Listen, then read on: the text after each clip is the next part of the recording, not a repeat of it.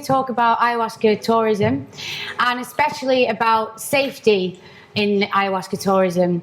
So focusing on fatalities related to ayahuasca tourism, and hopefully trying to give a good understanding of what actually happened in these cases, which is important so that we can address this going forward. So suicides, sects, murder and insanity, the disturbing truth about the trendy spiritual hallucinogenic brew being taken by gap year students, backpackers, in the Amazon. So this was a headline in the Daily Mail during 2015. And today I'm going to try and give you a less disturbing truth about the reality of ayahuasca tourism and the dangers associated with it, going behind the headlines to address instances of death in the field and to offer an insider's perspective on these fatalities, whilst also raising wider safety concerns. So this is based on preliminary fieldwork that I've done in the hub of ayahuasca tourism, the Loreto region of Peru, with the jungle city of Iquitos as its capital. So I'm just a first-year anthropology PhD student, and my fieldwork officially begins this summer. But I was an insider in the field of ayahuasca tourism in the region between May 2015 and October 2016. During this time, I lived and worked with a native shaman called Don Luco Navarro in his healing centre in the riverside town of Anaro Herrera, which I still can't say very well, near to Iquitos. So I was working with tourists during ayahuasca retreats, assisting in ceremonies, assisting throughout the retreats, and also spent quite a lot of time in the community of Iquitos as well. So ayahuasca tourism has been growing in South America since the 1980s, but it's fair to say that the practice perhaps first entered really into mainstream consciousness, in the UK at least, in April 2014, through the shocking reports in the British media about the death of Henry Miller. And this took place in Colombia. Henry Miller was a 19-year-old British backpacker, and he died following an ayahuasca ceremony with a local shaman and other tourists in a jungle lodge. According to the press, he had suffered an allergic reaction to the brew and collapsed shortly after taking it. His body was found dumped on a dirt road near to where the ceremony had taken place. So during the summer of 2015, when I first went to the field to work with Don Luco, I met 3 of Henry Miller's friends in Iquitos who told me he had actually died from a head injury sustained in a motorbike accident following the ceremony. So I did a bit more investigations into this, and according to witnesses, the other tourists in the ceremony, he'd had a terrible ceremony and had been struggling terribly throughout. And this resulted in him going into a very drowsy, semi-conscious state. Fearing for his life, 2 local men who had presumably been running the ceremony had attempted to take him to the hospital on a motorbike. Henry had fallen off, hitting his head. This head injury was actually deemed to be the cause of death. And there are photos that show the head injury, but they're pretty horrible, so I decided not to show them today. Indeed, how could he have suffered an allergic reaction to a substance which, as witnesses reported, he'd drunk just 3 days earlier in another ceremony and had no problems? So this was clearly a terrible tragedy, but it doesn't seem that ayahuasca was actually the cause of Henry Miller's death. The men's panicked reaction suggests to me that they were not really experienced enough to be holding ceremonies, and perhaps a more experienced guide could probably have guided Henry Miller through this distressing experience. It was 3 months after Henry Miller's death that I first travelled to Peru and drank ayahuasca for the first time in an ayahuasca centre where I was volunteering. Like the majority of ayahuasca tourists, I was motivated by the desire for a spiritual and healing experience that was unavailable to me in my home country. So there's been research by anthropologists that shows that this is the motivations that most ayahuasca tourists have, rather than being drug tourists as they are sometimes characterised. Following very positive experiences, I agreed to collaborate with Don Luco, who I met in the centre where I was volunteering. I would help him to reopen and run his centre, as I began doing in 2015, and he would collaborate with me in my anthropological research in the region. So first of all, I want to say that during my time in the centre and in the wider region, the majority of tourists that I worked with and that I met had very positive experiences.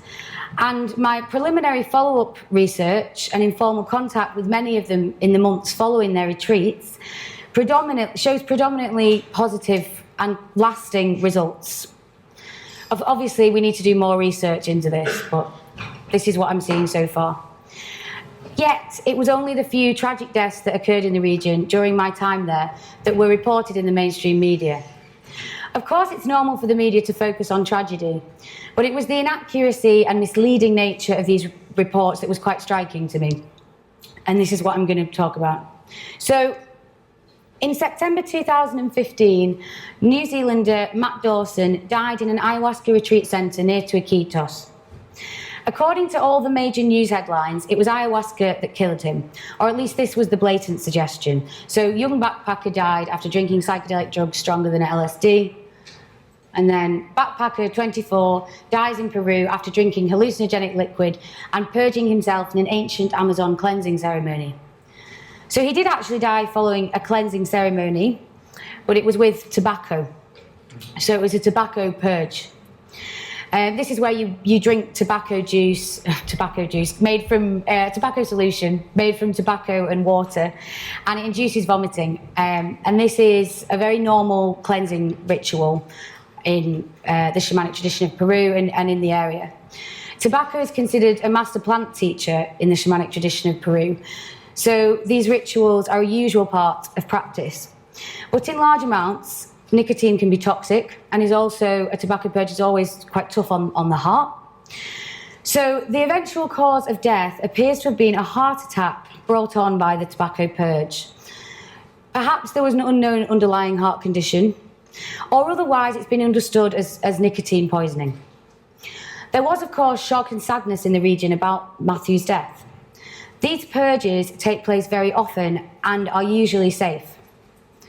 It's true that some shamans, including the one I work with actually, take caution not to do tobacco purges with people who are considered quite physically weak.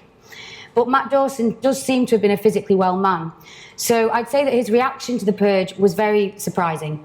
And it was the general agreement within the community in the region that his death could probably not have been predicted. What was very clear to everyone in the Iquitos community was that his death was not caused by ayahuasca. This was never questioned. Yet, of course, this is what was suggested by the press. If we could forgive the press for making a mistake in the first instance, when they heard about Matthew's death, then why were they still perpetuating the lie over a year later in March of this year, as we see in this headline? So whether due to ignorance, malintent and corruption, or pure sensationalist journalism, much of the mainstream media in the UK continues to reinforce public fear around psychedelics in line with government drug policy, and seems about as interested in actual evidence about the potential dangers and benefits of these substances as our government is. Obviously, I'm making a generalisation there, so I'm sure some of you have seen some positive news stories as well in recent years about these substances. Not many. A couple. So the death which you probably all heard about related to ayahuasca tourism was the murder of British Eunice Gomez by a Canadian man, Joshua Stevens, who was a fellow participant in an ayahuasca retreat near Iquitos, and this happened in December 2015. So this was ruled to be in self-defence, and witnesses confirmed that was the case. So it was said that Gomez actually attacked Stevens and he killed him in self-defence. Much of the press ran with the story, however, that Stevens had stabbed Gomez during a bad trip, and more specifically, actually, due to experiencing visions during an ayahuasca ceremony of Gomez having sex with his wife. I did hear contradictory stories about this incident, so I won't go into too much detail about what may or may have not happened, but what was clear, and it became clear after, is that toxicology reports revealed that Stevens did not actually have any ayahuasca in his blood when he stabbed Gomez. According to all sources, including Stevens, he'd been allowed to do a private ceremony with ayahuasca in his room that night, which he had not yet begun when Gomez was able to leave the group ceremony and go to Stevens' room, and appearing possessed, attacked him.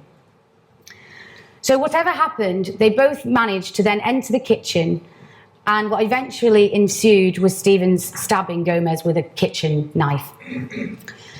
So what's clear to me from this is that the group were not being supervised properly and weren't being looked after properly. And perhaps this death could have been prevented also. Based on my experience working in an ayahuasca centre, I would argue that it is unsafe practice to allow tourists to do ceremonies alone. This seems particularly strange practice. Obviously, people do ceremonies alone, but when they're much more experienced. So this seems very dangerous. And I'd also argue unsafe to let them leave the Maloka without a facilitator or a shaman with them to see, you know, how they are and why it is they're leaving, which obviously happened in this case. Oh, God. Furthermore, from the perspective of many people involved in the shamanic healing community in Iquitos, Gomez had been possessed by a demonic spirit.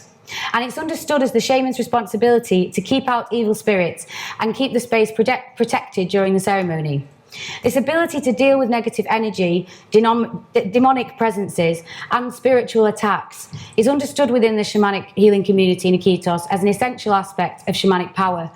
So the ability of the shaman leading this ceremony was very much called into question. None of these deaths related to ayahuasca tourism were the direct result of the ingestion of ayahuasca, but rather unpredictable tragedies or resultant from irresponsible practice in the ayahuasca tourism industry.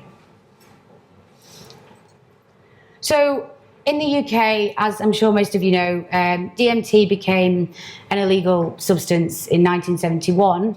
And so under this legislation, it's classed as a Schedule I drug and Class A drug, which means that it has apparently no medical usages and the potential for abuse. Which from what we know about drinking ayahuasca, seems quite ridiculous, really. It's certainly been used as a medicine for at least hundreds of years. And there's no evidence to suggest that it's addictive, especially when you consider how horrible it is to drink. There's also no evidence to suggest that ayahuasca itself is a life-threatening substance. Clinical trials in Spain have shown that ayahuasca is not dangerous for consumption among healthy adults. And the Huasca project, conducted in the 1990s with UDV ayahuasca church members and an international multidisciplinary team of researchers, indicated that ayahuasca is safe to drink and furthermore beneficial to mental health and well-being, and has great potential as a treatment for addiction, depression, and other mental health issues. There is also much anecdotal evidence, of course, to support this. Known dangers are, due to its moderate effect on heart rate, ayahuasca is not recommended for anyone who has heart problems, as this could cause cardiac arrest. Toxicology reports from the US published in 2016 support this view. I do actually know someone who's had 2 heart attacks and still drank ayahuasca safely, although I wouldn't recommend doing that. Ayahuasca is also potentially life-threatening in interaction with antidepressants, SSRI antidepressants, Due to the effect of ayahuasca and SSRIs on serotonin production, this interaction can lead to serotonin syndrome, which is potentially life-threatening. And so this brings me to concerns about the safety of ayahuasca tourism. I found that many centres do not vet ayahuasca tourists to establish medical history and establish what medication they might be taking. So this is very worrying, considering that many people turn to ayahuasca for help with depression and may be unaware that prescribed drugs they might be taking are dangerous in interaction with the substance. There are also concerns within the field about the possibility of negative effects on mental health, with responsible practitioners recommending that anyone with a history of psychosis should not drink ayahuasca due to the possibility of a relapse into psychosis. But some centres are not taking these precautions, I found. The second major issue, which relates to the commercialisation of ayahuasca, is the rise of irresponsible practice in the tourism industry and unskilled shamans. As I indicated in the case of Gomez and Henry Miller, their deaths could probably have been prevented if they had been properly cared for by experienced shamans and centre facilitators. I think the key to ensuring the safety of ayahuasca tourists is education about safe practice and information sharing about what constitutes safe practice. There are now review sites which help to direct tourists to good centres. And the community in Iquitos who are knowledgeable about different centres and shamans are generally very helpful to tourists and act as an informal check on bad practice.